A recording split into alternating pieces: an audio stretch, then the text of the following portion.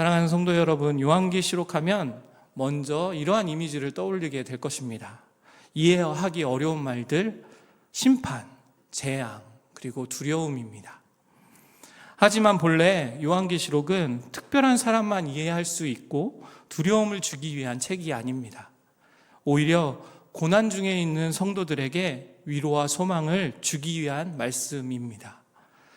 사도 요한은 반모섬이라는 곳에 유배되어 있었습니다. 그곳은 인간적으로 보면 완전히 고립된 자리였습니다. 복음을 전하는 사역은 멈춘 것처럼 보였고 교회들은 로마의 핍박 속에 무너지고 있었으며 미래는 전혀 보이지 않았습니다. 그런데 바로 그 자리에서 하나님은 요한의 눈을 열어주십니다. 땅이 아니라 하늘을 보게 하시고 현실이 아니라 보좌에 앉으신 하나님과 어린 양, 그리고 하늘의 예배를 보여주십니다. 이것은 오늘 우리에게도 주시는 동일한 메시지가 있습니다. 어떤 어려움과 고난의 상황 속에서 또 땅을 보지 않고 하늘을 바라보아라. 어린 양 예수를 보라고 말씀하고 있는 것이죠. 먼저 요한은 보좌에 앉으신 하나님의 오른손에 있는 두루마리를 보게 됩니다. 1절의 말씀입니다. 내가 보매 보좌에 앉으신 이의 오른손에 두루마리가 있으니 안팎으로 썼고 7인으로 봉하였더라. 이 두루마리는 단순한 책이 아닙니다. 세상 역사 속에서 하나님이 어떻게 일하시는지에 대한 구원의 계획서입니다. 앞으로 하나님이 온 세상을 심판하시고 성도들을 구원하시는 과정이 담긴 내용이 있는 두루마리인 것이죠. 이때 힘 있는 천사가 두루마리에 대한 중요한 질문을 하고 있습니다. 그것은 누가 그 두루마리를 펴며 그 인을 떼기에 합당하냐? 다시 말하면 하나님의 구원의 계획이 성취되어야 하는데 누가 두루마리를 열 수 있는 자격이 있느냐라는 질문인 것이죠. 이어서 요한은 이 두루마리에 관한 놀라운 사실을 듣게 됩니다. 3절의 말씀입니다. 하늘 위에나 땅 위에나 땅 아래에 능히 그 두루마리를 펴거나 보거나 할 자가 없더라. 여기서 이는 두루마리를 열지 못하도록 고정하는 역할을 하는데요. 돌돌 말린 두루마리 책에 맞닿아 있는 부분을 열어지는 부분에 밀랍이나 젖은 점토를 뜨겁게 달궈서 도장을 찍으면 그것이 도장의 문양이 남아 굳게 되는 것입니다. 이 두루마리는 완전수 7인으로 봉해져 있기 때문에 아무도 세상 그 어떤 존재도 이 두루마리를 열 수도 펼 수도 없다라는 것이죠. 그래서 3절에서는 하늘에서도 땅에서도 땅 아래에서도 열 수 있는 자격이 있는 자가 없었다라고 말하고 있습니다. 그러한 상황을 보고 사도 요한은 통곡하며 울었습니다. 왜 울었을까요? 이것은 단순한 감정의 눈물이 아니었습니다. 여러분도 이해할 수 없는 어려움을 겪을 때 설명할 수 없는 고난 앞에서 이런 답답하고 힘든 마음이 들죠. 나는 정말 모르겠습니다. 왜 이런 일이 있는 것인지, 하나님은 어떠한 계획을 가지고 계십니까? 하나님의 뜻은 무엇입니까? 하나님의 일하심을 보고 싶고 하나님의 살아계심을 느끼고 싶은 마음이 들죠. 요한도 그러했습니다. 하나님, 세상의 역사 속에서 구원은 누가 완성을 합니까? 교회들이 로마의 핍박을 당하고 무너지고 있습니다. 언제까지 이러한 고난을 당해야 합니까? 죄악으로 가득한 이 세상을 누가 바로잡을 수 있습니까? 하나님의 뜻을 알고 싶은데, 이 상황 속에서 하나님의 살아계심을 느끼고 싶은데 하나님의 일하심이 보이지 않는 현실 앞에서 두루마리 내용을 그 누구도 보게 할 수 없다고 하니 얼마나 안타깝고 괴로웠겠습니까? 두루마리를 열지 않으면 이 땅의 죄악에 대한 심판과 회복이 밝히 드러나지 않기에 요한은 절망의 눈물을 흘리고 있는 것입니다. 그런데 바로 그때 한 장로가 요한에게 말을 합니다. 5절의 말씀입니다. 장로 중에 한 사람이 내게 말하되 울지 말라. 유대지파 사자 다윗의 뿌리가 이겼으니 그 두루마리와 그 7인을 떼시리라 하더라.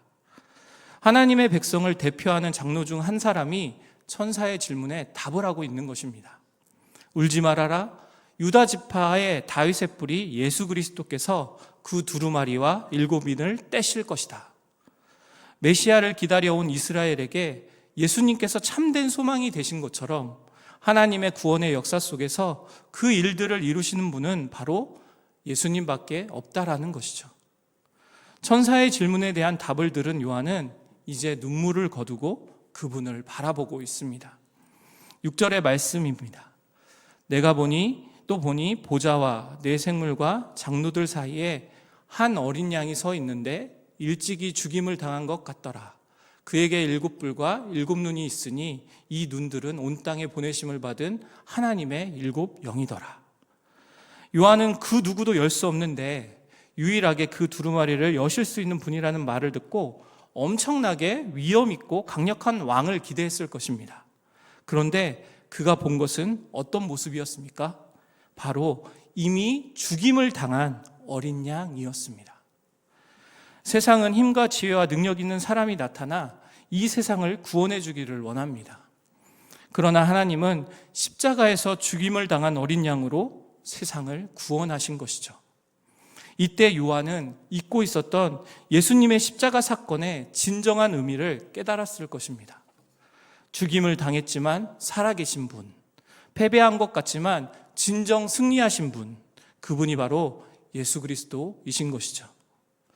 예수님의 승리는 죽임을 당한 어린 양처럼 십자가에 못 박혀 죽으심을 통해 이루신 것임을 보여주고 있는 것입니다. 여기서 우리는 왜 예수님만이 이 두루마리를 열 수 있는 자격이 있는가라는 질문을 하게 됩니다. 9절의 말씀입니다. 그들이 새 노래를 불러 이르되 두루마리를 가지고 그 임봉을 떼기에 합당하시는 도다.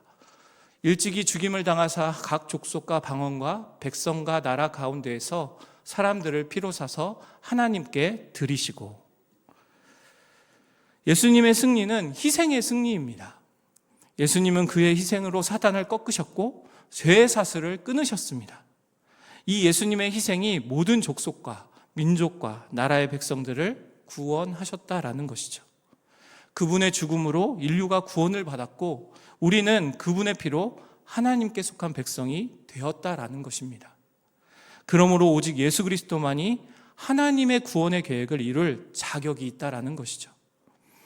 요한은 이 장면을 통해 요한과 교회들이 겪고 있는 고난이 결코 의미 없고 쓸데없는 것이 아니라 승리를 이루는 과정임을 깨닫고 많은 위로를 받았을 것입니다.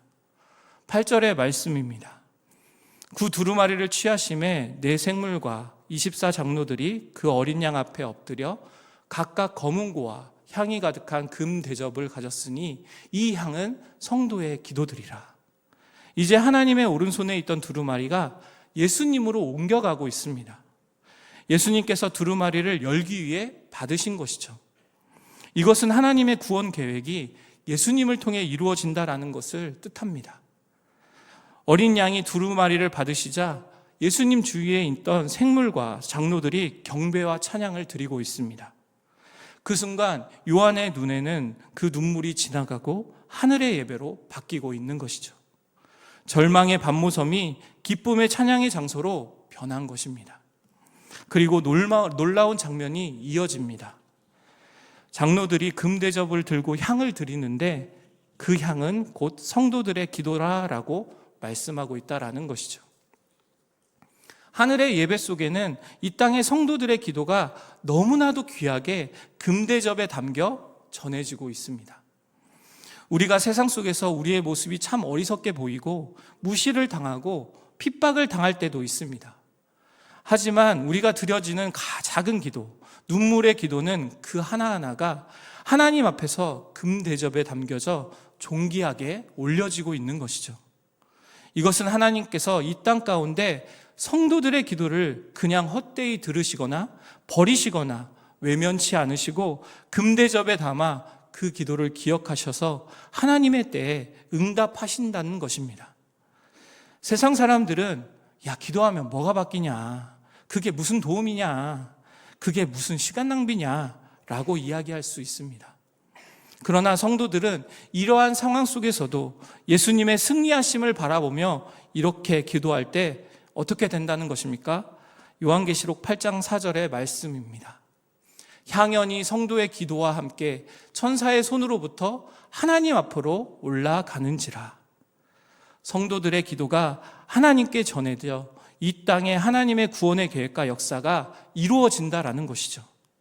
성도들의 기도가 아름다운 향이 되어 어둡던 우리의 삶에 하나님의 뜻이 이루어지는 하늘 예매로 이끌어 준다는 것입니다. 사랑하는 성도 여러분, 요한계시록 5장은 우리의 인생 가운데 믿음의 여정과도 같습니다. 우리도 때로는 요한처럼 울 수밖에 없는 순간을 겪게 됩니다.